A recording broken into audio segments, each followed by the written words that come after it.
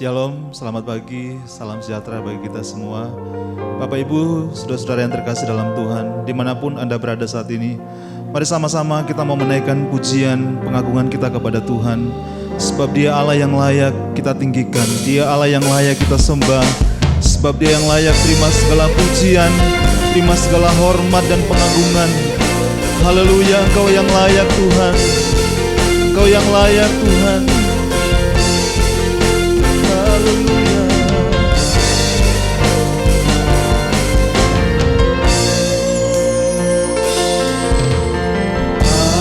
Alam semesta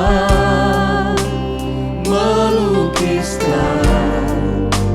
kebesaran Tuhan, bumi dan surga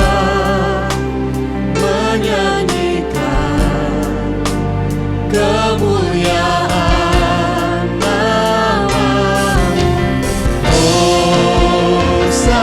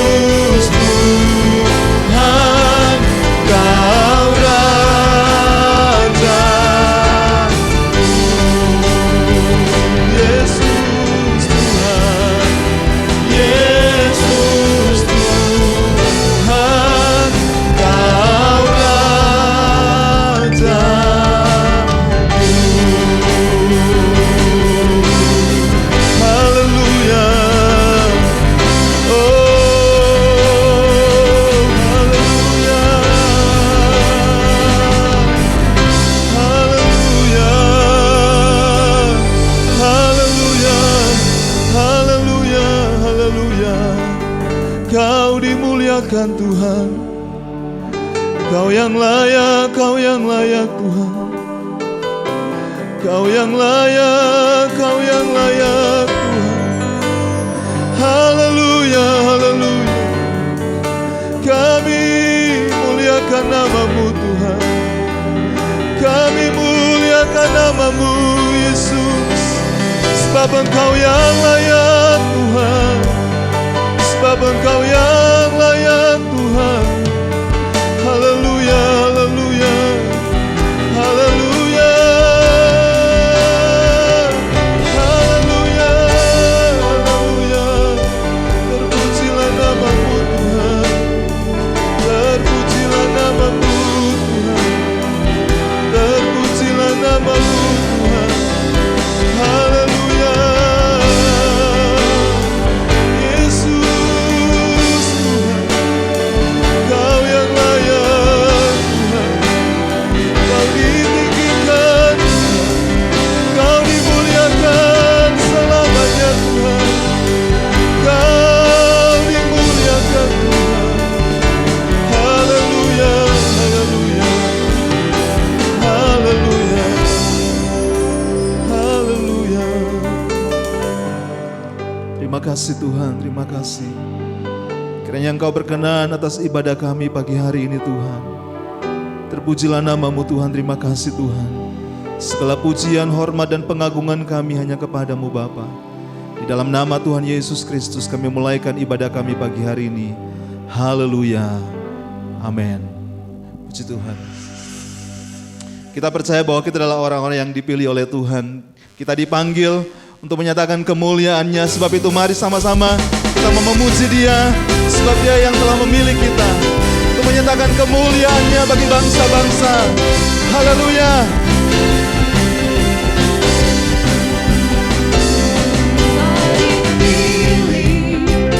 Dari segala bangsa yang kita dipilih jadi umat-Nya. Kita dipilih dan dikuduskan-Nya, bawa kemuliaan hanya bagi Dia. Kita dipilih dari segala bangsa yang kita dipilih jadi umat-Nya.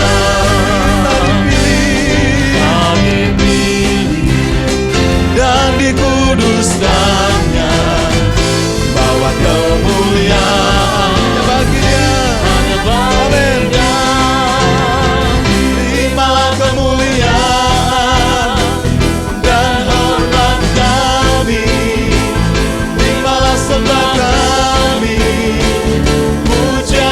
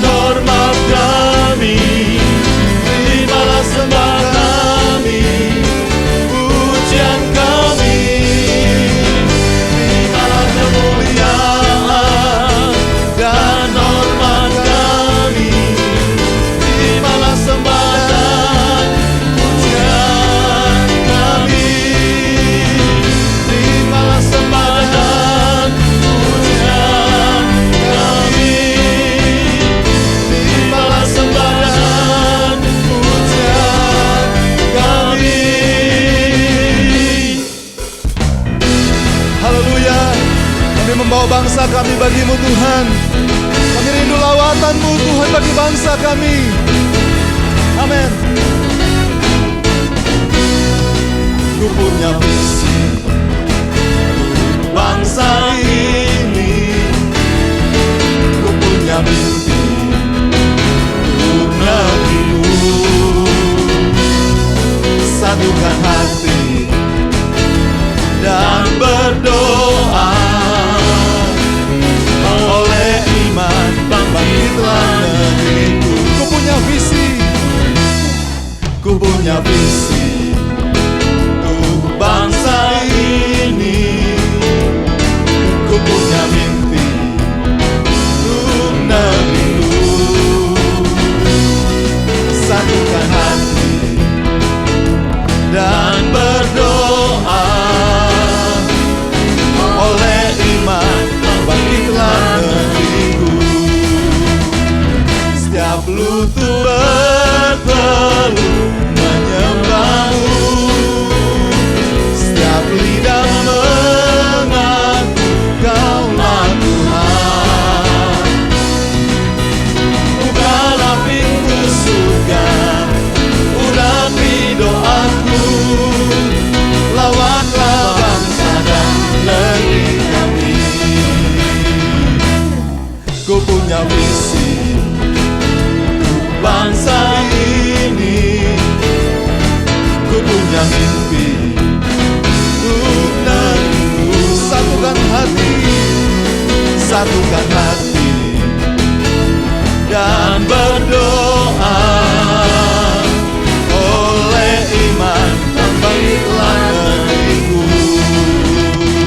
Setiap lutut bertelut menyembahmu, setiap lidah mengaku Kaulah Tuhan.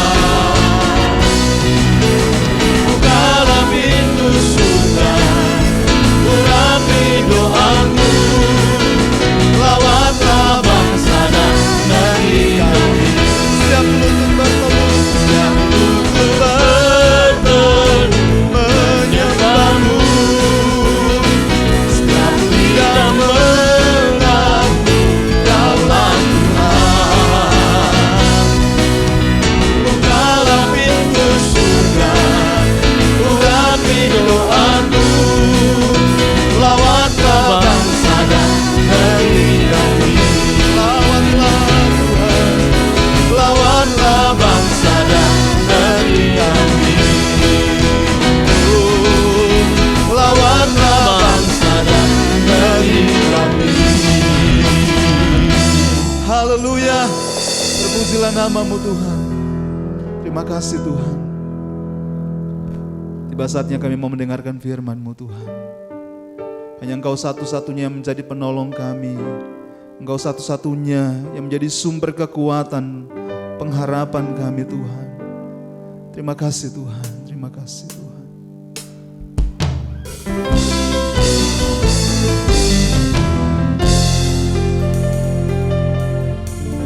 Engkau Tuhan yang setia, waktumu selalu yang terbaik. Engkau Tuhan sandaranku, dan ku hanya kan berharap padamu. Satu-satunya yang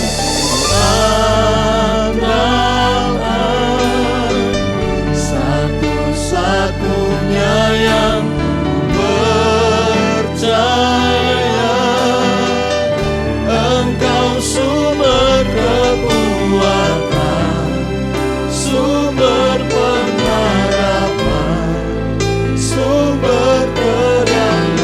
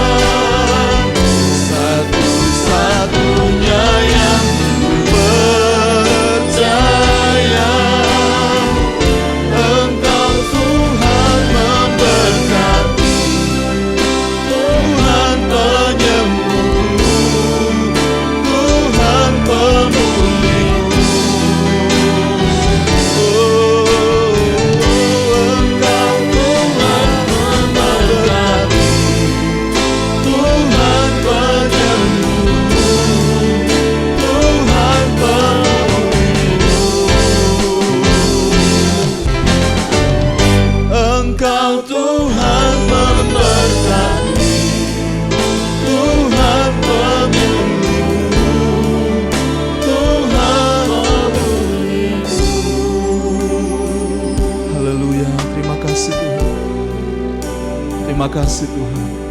Hanya Engkau satu-satunya yang menjadi kekuatan kami Tuhan. Hanya Engkau satu-satunya yang menjadi harapan kami Tuhan. Dan firman-Mu lah yang menjadi jawaban dalam hidup kami Bapa. Terima kasih berkati hamba-Mu yang menyampaikan firman-Mu. Urapi hamba-Mu dengan kekuatan kuasa-Mu Bapa. Kiranya firman-Mu yang diberitakan Tuhan dapat mengubahkan setiap hidup kami Tuhan. Membaharui kami Tuhan. Sehingga kami semakin hidup berkenan di hadapan-Mu Tuhan. Terima kasih Bapa, terima kasih Tuhan. Kami siapkan hati kami untuk mendengarkan firman-Mu. Dalam nama Tuhan Yesus Kristus. Haleluya. Shalom, selamat pagi Bapak Ibu Saudara sekalian. Selamat tahun baru. Memasuki satu periode waktu yang baru. Ya.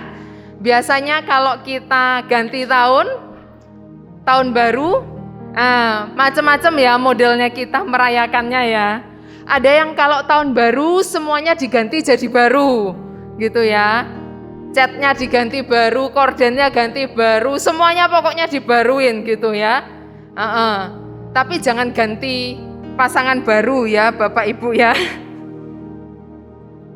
Ya, ada juga yang merayakan tahun baru mungkin dengan membuat renungan. 1 tahun kemarin saya udah ngapain dan bagaimana ya. Lalu nanti 1 tahun ke depan saya rencana mau apa. Nah, ada juga yang melewati tahun baru, ya sudah gak ngapa-ngapain, diam aja di rumah. Apalagi ada tanding bola kan, ada pertandingan bola, nah nonton bola aja di rumah gitu ya. Nah macam-macam modelnya orang merayakan atau memperingati pergantian tahun. Ya, satu hal yang kita mau pelajari bersama pagi hari ini adalah kebutuhan kita bersama mengenai adanya pemandu yang tepat. Pemandu yang tepat. Dan kita akan belajar bersama-sama dari Injil Yohanes pasalnya yang ke-8, ayatnya yang ke-48 sampai dengan yang ke-59. Sebelum kita lanjut, saya ingin kita menyaksikan gambar-gambar berikut. Tentu Bapak Ibu tahu kalau kita ke hutan atau kemana, terus nggak tahu saya harus belok mana, saya harus kemana. Yang kita lihat, kompas, betul. Ya, jangan sampai kita nggak tahu arah, lalu yang kita lihat panduan memasak. Ya, nah itu nanti salah sasaran Bapak Ibu ya. Lalu kalau kita mau ke suatu tempat kita belum tahu bagaimana atau itu ada di mana. Nah, katanya film anak-anak Dora the Explorer itu. Nah, kita harus buka peta, katakan peta. Nah, sekarang peta kita bisa bawa di HP kita. Nggak perlu kita gulung-gulung di kertas terus gede-gede kita bawa ya. Karena ada peta elektronik. Nah, dan panduan-panduan yang lainnya Bapak Ibu. Kalau di situ ada buku, nah ada buku itu user guide. Jadi panduan untuk pengguna. Nah, pengguna apa? Ya macam-macam. Tergantung kita lagi mau menggunakan apa. Di bawahnya itu kan ada panduan penggunaan HP ya Bapak Ibu. Nah, itu bentuk HP-nya tuh kan mirip sama remote TV ya. Panjang terus banyak tombolnya gitu. Nah, kira-kira walaupun bentuknya mirip ya Bapak Ibu Saudara ya. Kalau panduan penggunaan HP tertukar sama panduan penggunaan remote TV, kira-kira gimana ya? Pernah dicoba Bapak Ibu Saudara? Jangan dicoba ya. Nanti enggak jalan HP-nya atau enggak ya remote-nya ya enggak berfungsi. Kenapa? Lah wong salah panduannya. Nah, bahkan untuk hal sederhana yang di sampingnya panduan HP itu, nah, itu ada panduan mencuci, menyetrika dan menjemur. Baju-baju tertentu biasanya itu selain ada labelnya, itu ada gambar-gambarnya gitu kan. Setrika silang, terus apa? panas terik silang atau enggak apa, nah kayak gitu. Itu kan menuntun kita untuk kita tahu bahan pakaian yang ini enggak boleh dijemur di bawah matahari yang terik. Nah, cukup mungkin matahari yang suam-suam gitu ya.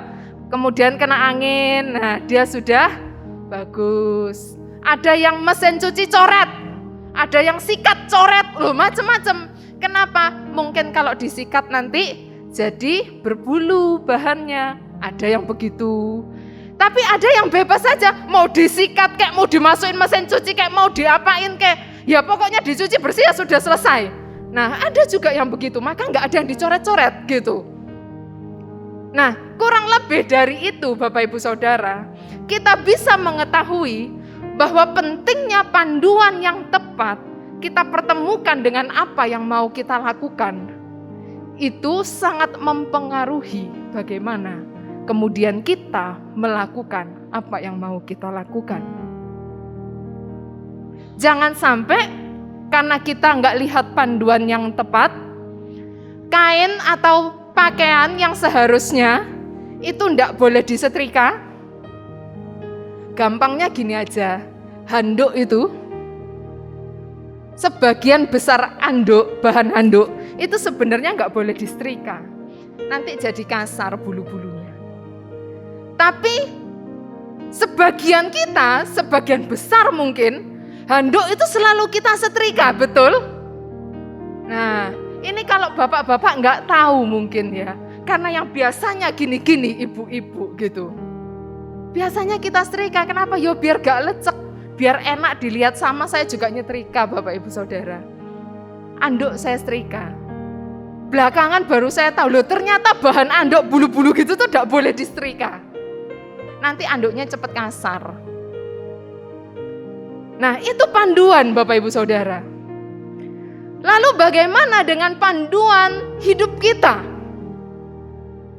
Apalagi biasanya panduan itu terkait dengan ketika kita belum tahu, ketika kita enggak tahu, atau mungkin ketika kita kurang tahu, bagaimana kita melakukan, atau kemana kita melakukan. Sehingga disitulah pentingnya sebuah panduan untuk sebuah keberlangsungan kegiatan. Memasuki sebuah tahun yang baru, itu dapat kita ibaratkan seperti kita memasuki suatu tempat yang baru, di mana kita belum tahu. Kalau kita mau minum, ngambil minumnya kemana? Kalau kita mau ke belakang, lewat pintu yang mana? Kalau kita cuma mau angin-angin sepoi-sepoi, kita lewat pintu yang mana, dan seterusnya. Namun biasanya ketika kita memasuki suatu tempat yang baru, kalau kita tidak didampingi oleh orang-orang yang mempunyai kuasa atau pengetahuan tentang tempat itu, maka seharusnya tempat itu punya panduan yang mati, yang ketempel itu loh. Toilet, panah, kan gitu. Evakuasi, panah. Lift, panah, nah gitu. Jadi kita bisa tahu, kalau kita mau kemana, kita lewat mana. Nah, memasuki tahun baru, seharusnya membawa sebuah kesadaran kepada kita, bahwa kita memerlukan panduan yang tepat. Karena tahun yang baru, jangankan 1 tahun 365 hari yang baru ya Bapak Ibu Saudara ya. Bahkan 1 hari yang baru besok saja, ada yang tahu besok akan terjadi apa. Kadang ramalan cuaca aja meleset kok, betul? Apalagi untuk 365 hari ke depan, yang kita sama sekali nggak tahu itu akan terjadi apa. Maka disitulah kehadiran pemandu yang tepat sangat kita butuhkan. Kebutuhan kita terhadap kehadiran pemandu yang tepat itu merupakan kebutuhan dasar yang gak bisa kita pungkiri Bapak Ibu Saudara. Tanpa panduan yang tepat, tanpa pemandu yang tepat, mungkin saja kita tersesat. Mungkin saja kita salah menggunakan barang-barang di sekitar kita. Dan untuk itu biasanya pemandu, kalau itu pemandu orang ya, kayak pemandu wisata, pemandu acara, itu biasanya adalah orang atau kelompok orang yang dia memiliki kemampuan atau dia mampu untuk mengetahui lebih banyak dari orang yang akan dipandu. Dia tahu lebih dulu daripada orang-orang yang akan dipandu. Coba bayangkan Bapak Ibu Saudara, kalau kita mengikuti wisata, terus tour guide-nya itu gini, ya selamat pagi Bapak Ibu Saudara, kita sudah sampai di mana ya, namanya apa ini ya? Oh iya, Jatim Park ya, kita sampai di Jatim Park. Di Jatim Park ini kita akan melihat apa ya Pak ya? Apa ya Pak ya? Loh, itu cocok nggak jadi pemandu kita? Nggak seru jadinya. Kenapa? Karena dia tidak tahu lebih banyak dari kita. Dia tidak tahu lebih dulu dari kita. Dia tidak bisa melihat apa yang belum kita lihat. Yang seharusnya itu menjadi bagian dia sebagai pemandu untuk memberitahu kita. Itu sebabnya semakin banyak yang diketahui oleh pemandu, semakin banyak, semakin luas, semakin cepat, semakin dulu dia tahu sesuatu, maka semakin cakap dia memberikan panduan. Itu sebabnya dalam Injil Yohanes yang akan kita baca bersama-sama pagi hari ini menunjukkan siapa dan kenapa pribadi itu layak untuk kita jadikan pemandu yang tepat dalam menjalani hari-hari kita yang akan datang. Kita baca bersama-sama Yohanes 8 ayat 48 sampai dengan 59. Demikian firman Tuhan. Orang-orang Yahudi menjawab Yesus, "Bukankah benar kalau kami katakan bahwa engkau orang Samaria dan kerasukan setan?" Jawab Yesus, "Aku tidak kerasukan setan, tetapi aku menghormati Bapakku, dan kamu tidak menghormati aku. Tetapi aku tidak mencari hormat bagiku. Ada satu yang mencarinya, dan dia juga yang menghakimi. Aku berkata kepadamu, sesungguhnya barang siapa menuruti firman-Ku, ia tidak akan mengalami maut sampai selama-lamanya." Kata orang Yahudi kepadanya, "Sekarang kami tahu bahwa engkau kerasukan setan, sebab Abraham telah mati, dan demikian juga nabi-nabi. Namun engkau berkata, barang siapa menuruti firman-Ku, ia tidak akan mengalami maut sampai selama-lamanya. Adakah engkau lebih besar daripada bapa kita Abraham yang telah mati?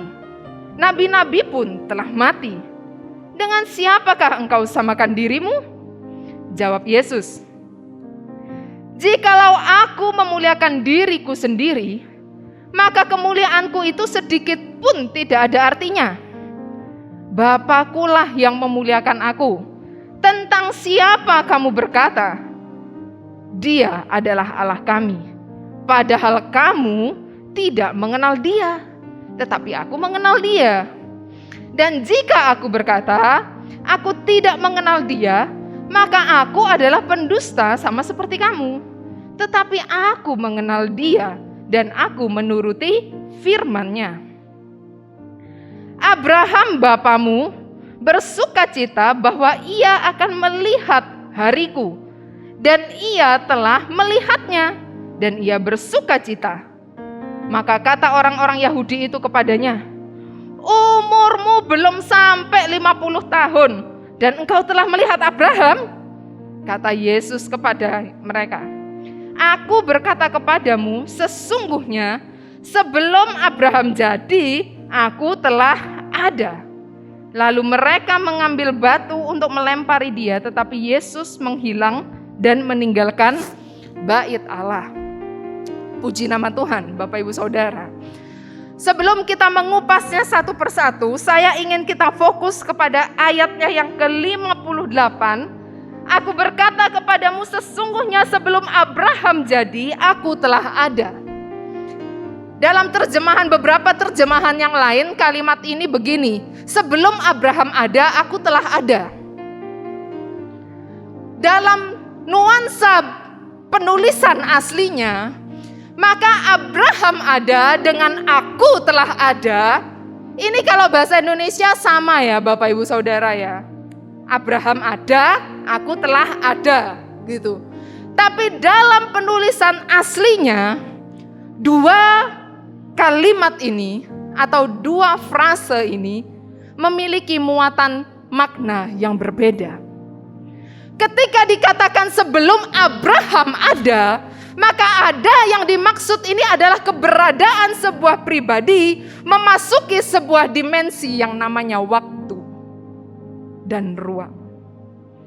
Jadi ketika dikatakan sebelum Abraham ada, itu adalah Abraham ada masuk ke dalam ruang dan waktu, yaitu bumi.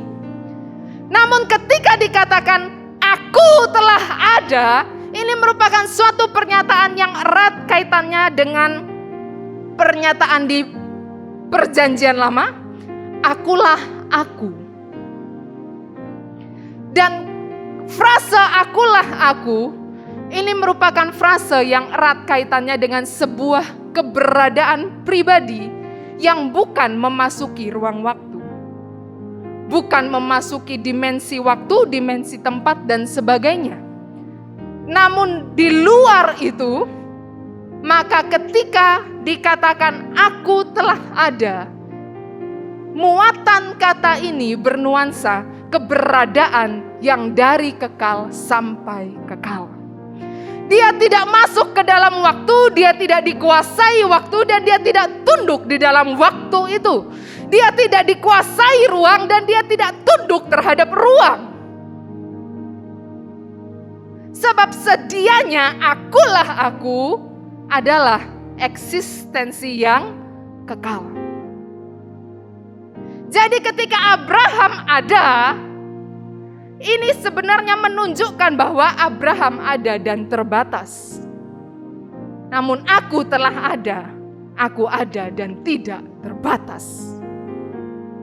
Itu sebabnya kemudian pada pagi hari ini kita dapat dengan tegas, dengan jelas, dengan yakin mengatakan bahwa akulah aku tepat untuk kita jadikan pemandu yang tepat untuk kita menjalani hidup kita, Bapak Ibu Saudara. Kenapa? Karena di ayatnya yang ke-51, dia mengatakan siapa yang turut sama firmanku, dia gak akan mengalami maut selama-lamanya.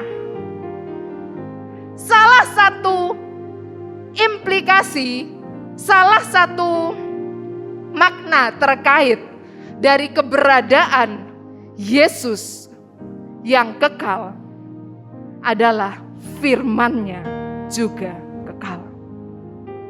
Itu sebabnya dalam kitab-kitab Injil dikatakan, langit dan bumi akan berlalu tapi firman-Ku tidak akan pernah berlalu. Firman Allah tetap untuk selama-lamanya. Itu sebabnya siapa yang percaya kepada firman-Nya, maka kuasa firman itu akan dapat memberikan sebuah kehidupan yang kekal itu. Karena firman-Nya adalah perkataan yang kekal. Bukankah langit dan bumi serta isinya dijadikan dengan firman? Itu berarti firman ada lebih dulu ketimbang penciptaan, Bapak Ibu Saudara. Dan bukankah pada akhirnya nanti firman yang bersama-sama dengan Dia, dan firman itu adalah Dia. Dalam kekekalan nanti kita berjumpa dengan Dia. Maka firman Allah itu merupakan firman atau perkataan yang beda sama perkataan kita, Bapak Ibu Saudara. Mungkin perkataan kita ini sekarang ada ya sudah selesai. Dan gak punya masa kekekalan seperti perkataan Allah. Tetapi perkataan yang keluar dari mulut Allah merupakan perkataan yang kekal. Itu sebabnya dapat memberikan suatu kepastian. Dalam Ibrani dikatakan di sana bahwa dalam Ibrani 6 di situ dikatakan bahwa akhirnya firman itu tempat bagaimana kita berharap dan pengharapan itu nggak akan mengecewakan kita. Karena Allah tidak mungkin berdusta, kata Ibrani. Sehingga apa yang dia katakan itu terjadi. Karena tidak ada dusta dalam perkataan Allah. Tidak ada dusta dalam firman yang keluar dari Dia. Itu sebabnya marilah menapaki sebuah kehidupan yang baru. Mari kita memberikan porsi yang tepat kepada firman itu di dalam hidup kita. Apakah kita hanya menganggap ini sebuah bawaan ketika kita ke gereja dan selesai? Ataukah kita bisa menempatkan bahwa firman, yaitu perkataan Allah, merupakan perkataan yang hidup, perkataan yang tidak akan berlalu, dan perkataan yang benar adanya. Itulah perkataan yang luar biasa yang tidak dimiliki oleh pribadi manapun sampai kapanpun, Bapak Ibu Saudara. Hanya Dia yang memiliki kualitas perkataan seperti yang tertulis tadi. Tidak berlalu, tidak ada dusta, bahkan memberikan sebuah pengharapan yang pasti. Sepercaya-percayanya kita sama orang, saya rasa semua orang pernah mengecewakan. Tapi perkataan Allah kita tidak pernah mengecewakan kita. Amin. Berikan tempat yang pas untuk firman itu, kemudian menjadi guide, penuntun, memberi terang dalam kita menjalani hari-hari kita ke depan. Maka firman yang kekal dan berkuasa itu akan menjadi terang, pelita bagi setiap langkah kita. Kenapa Yesus pas untuk jadi pemandu yang tepat?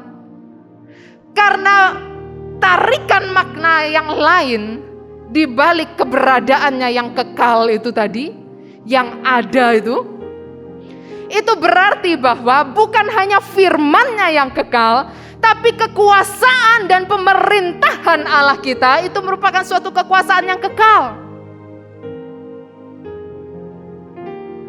Pemerintahan yang kekal. Di dunia ini gak ada pemerintahan yang kekal, Bapak Ibu Saudara. Gak ada kekuasaan yang kekal. Pasti tergerus oleh waktu. Dan akan muncul penguasa yang baru.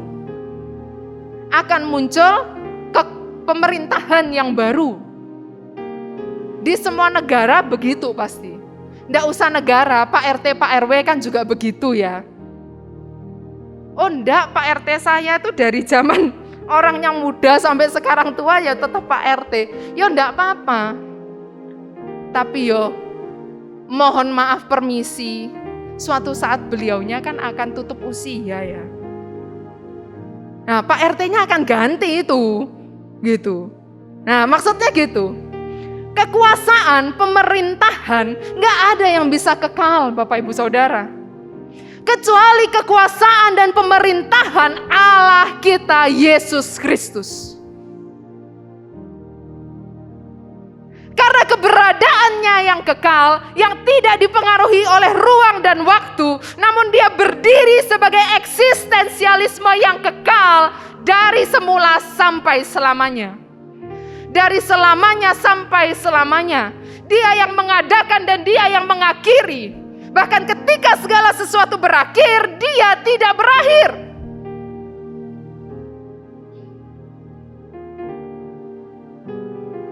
Maka pantaslah kalau kita mengatakan bahwa kekuasaannya kekal.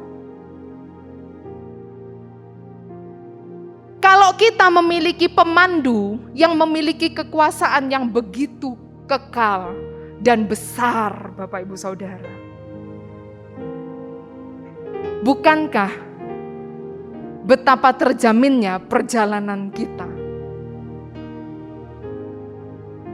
Jangan biarkan pribadi, jangan biarkan apa-apa yang tidak jelas dalam tanda kutip, dia ini ngapain, lalu bagaimana, lalu kita mengizinkan yang seperti itu memandu hidup kita.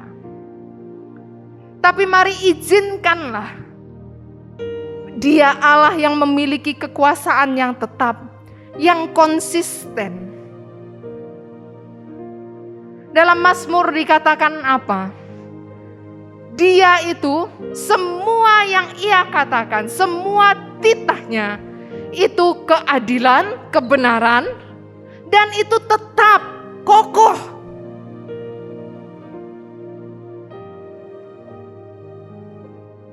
Kalau kita dipandu oleh pribadi yang memiliki kekuasaan yang kokoh, maka perjalanan kita juga akan kokoh, Bapak Ibu Saudara. Nggak akan tergoncang. Kalaupun kita mengalami goncangan, maka kekuasaan yang kokoh itu mampu mengokohkan kita kembali. Kalaupun kita menghadapi hal-hal yang mungkin agak belok-belok, tapi kekuasaan yang konsisten di dalam kebenaran itu akan mampu memberikan tuntunan untuk kita kembali kepada kebenaran.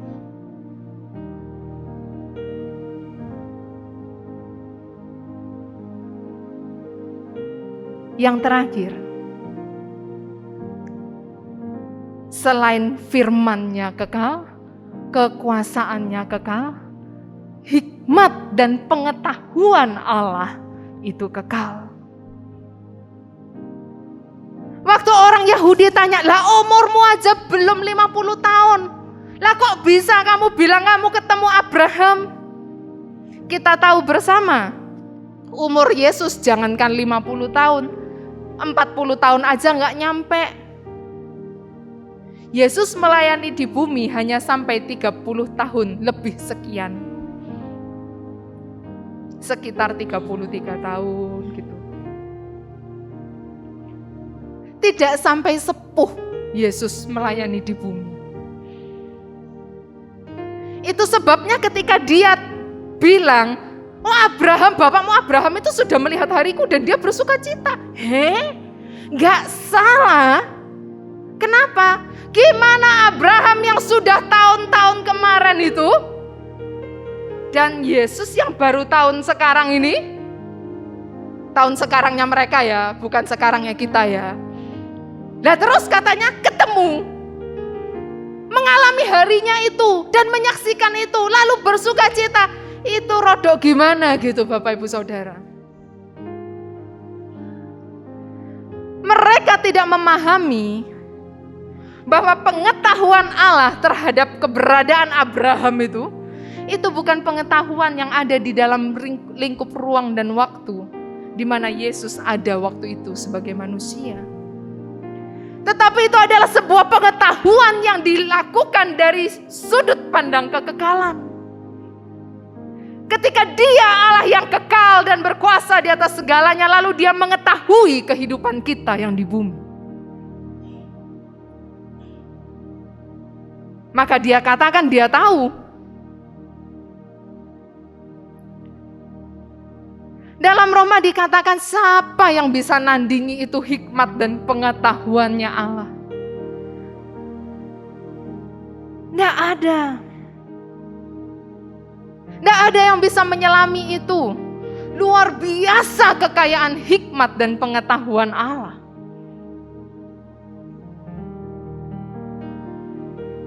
Kemudian pemazmur mengatakan apa?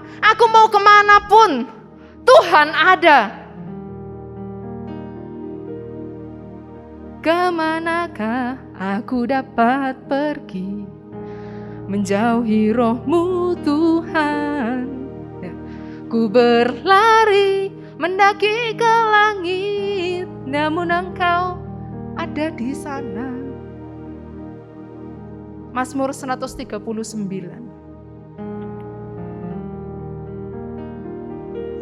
Aku terbang dengan sayap fajar, diam di ujung bumi, tapi tetap ada Allah di sana. Maka dikatakan, perikop itu judulnya apa? Di hadapan Allah yang Maha Tahu. Engkau Tuhan Allah Maha Tahu. Nggak ada yang bisa nandingi pengetahuan dan hikmat Allah, Bapak Ibu Saudara. Dia tahu segalanya, bahkan mungkin hal-hal yang kita sendiri nggak tahu tentang kita, Dia tahu. Kalau kita belajar sedikit tentang psikologi, mungkin di sini ada Bapak Ibu yang pakar di bidang tersebut. Kalau saya cuma belajar sekilas. Ada alam bawah sadar, yang itu kita sendiri mungkin agak nggak jelas dengan alam itu. Tapi itu terjadi dalam diri kita. Ada hal-hal yang terekam di alam bawah sadar kita. Dan mungkin kita nggak nyadar itu, namanya aja bawah sadar ya. Bukan di alam sadar. Tapi lebih dari itu, Allah tahu kita. Bahkan untuk ranah-ranah yang kita nggak paham kenapa sih aku begini, Dia paham.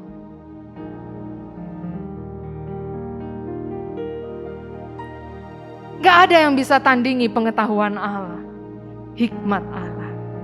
Gak terukur. Bukankah luar biasanya kalau hidup kita dipandu oleh kebenaran yang hikmatnya, pengetahuannya sangat jauh di sana. Bayangkan kalau tour guide yang tadi di awal itu, Jatim Park, iya.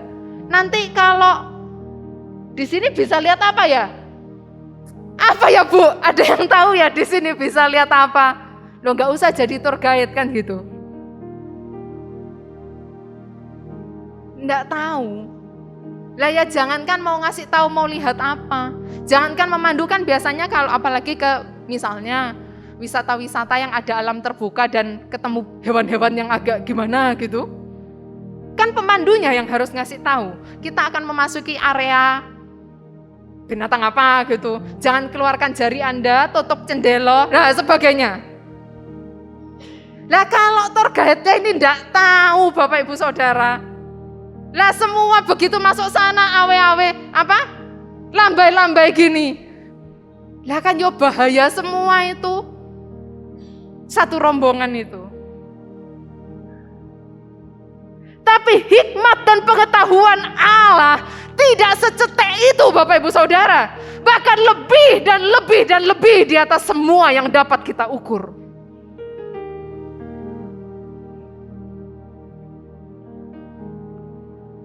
Itu sebabnya gak perlu kita ragu, gak perlu kita takut.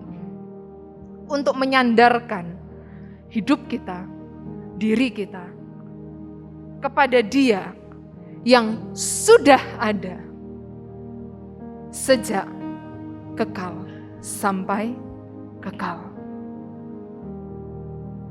Mari kita menapaki hari kita dengan memberikan ruang, porsi yang tepat terhadap kehadiran Allah sebagai pemandu yang tepat. Sebab firman-Nya yang akan menuntun kita itu kekal. Kuasa-Nya yang akan menaungi kita itu kekal. Dan pengetahuan-Nya yang akan menolong kita itu kekal. Satu pengalaman dari sepasang hamba Tuhan akan menutup perenungan kita pagi hari ini.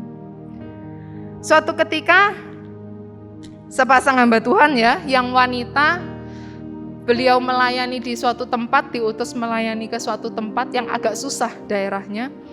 Menuju sana susah, melayaninya susah. Sedikit yang mau ke sana tapi beliau bersedia. Pulang dari situ beliau kena sakit.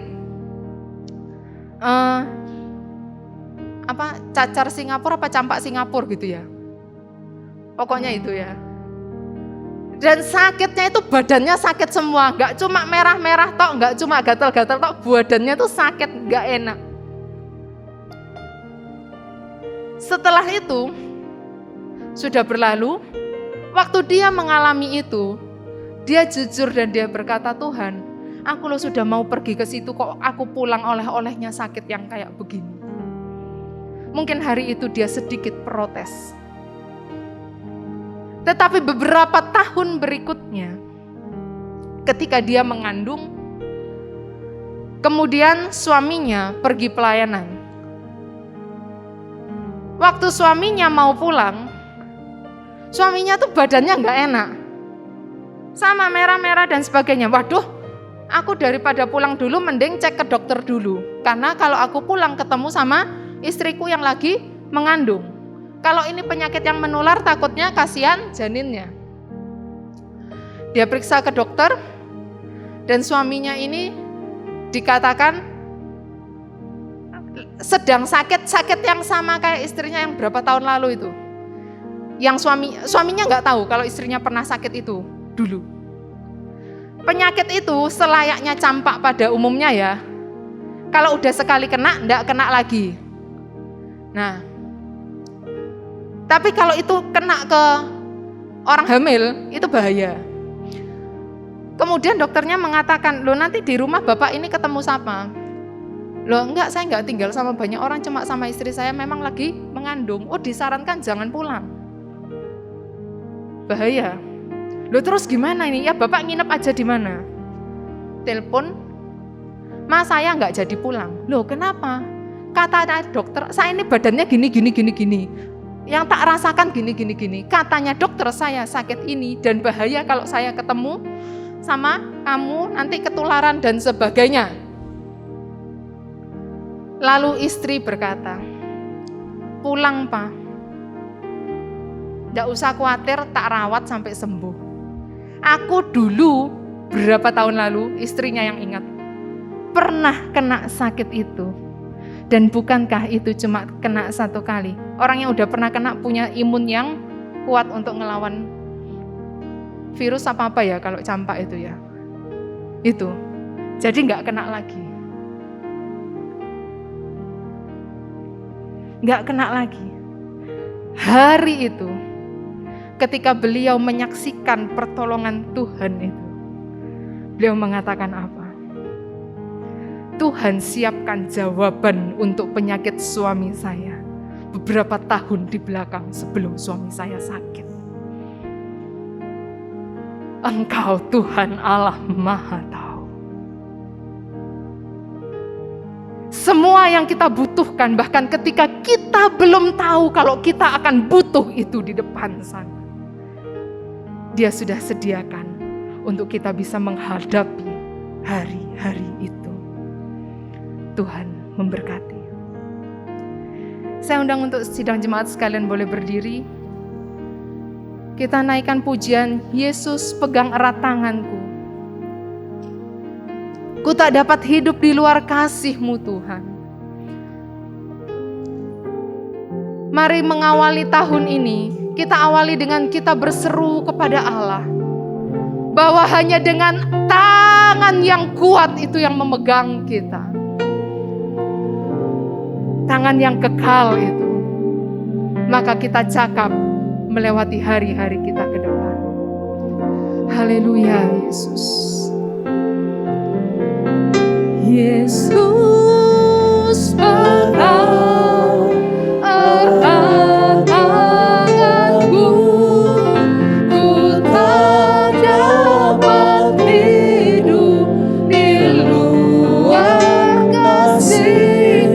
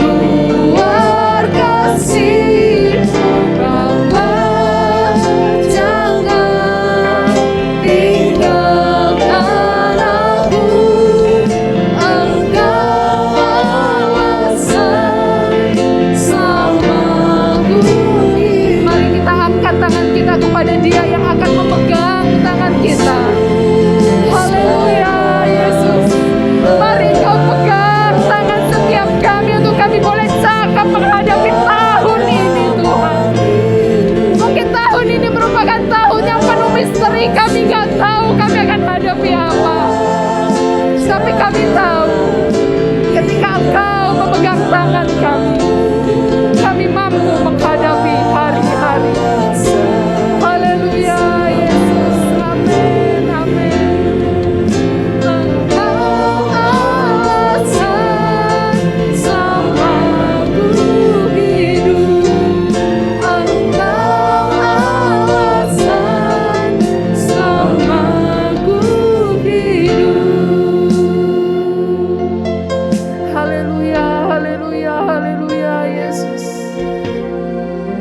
Kami bersyukur kepadamu Allah kami yang hidup. Engkau yang membuat kami ada sampai di tahun 2022 ini Tuhan. Dan kami yakin Engkau yang telah membimbing dan menuntun kami. Engkau Allah yang telah menolong kami melewati 1 tahun di belakang kami. Engkau juga Allah yang akan terus memegang tangan kami melewati hari-hari di tahun yang akan datang. Bapa mengawali tahun ini di dalam segala keterbatasan kami meminta tangan-Mu memegang tangan kami Tuhan. Kami meminta kuasa yang kekal itu menaungi kami. Kami meminta hikmat yang kekal itu menuntun kami. Sehingga di dalam penyertaan-Mu sebagai pemandu kami yang kekal, kami gak gentar menghadapi hari-hari yang akan kami hadapi. Mungkin kami gak tahu Tuhan kami akan hadapi apa. Atau mungkin justru di antara kami ada yang sudah memiliki ketakutan karena dibayangi oleh sesuatu yang kami sudah tahu akan kami hadapi. Namun pagi hari ini kami mau belajar. Ketika kami meminta Engkau menjadi pemandu yang agung dalam hidup kami, disitulah terjamin seluruh kehidupan kami. Terima kasih Yesus, terima kasih. Untuk itu kami berseru, jangan pernah lepaskan tangan kami. Senantiasa pegang kami. Bahkan mungkin ketika kami gak mampu berjalan dengan bergandengan, tolong gendong kami Bapa. Dan kami akan mengakhiri tahun ini, tahun depan, di dalam ucapan syukur. Karena ketika kami melihat ke belakang, kami melihat tangan yang gak pernah tinggalkan kami. Terima kasih Yesus, Engkau sudah ada untuk kami. Terpujilah nama-Mu kekal selamanya. Demi nama-Mu Allah kami yang hidup, kami berdoa dan kami mengucap syukur. Amin.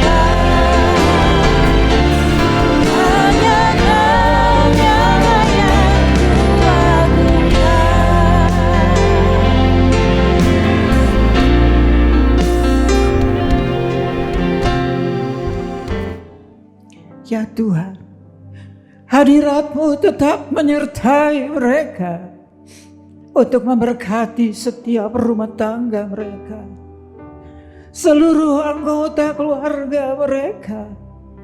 Berkatilah usaha dan mata pencaharian umat-Mu.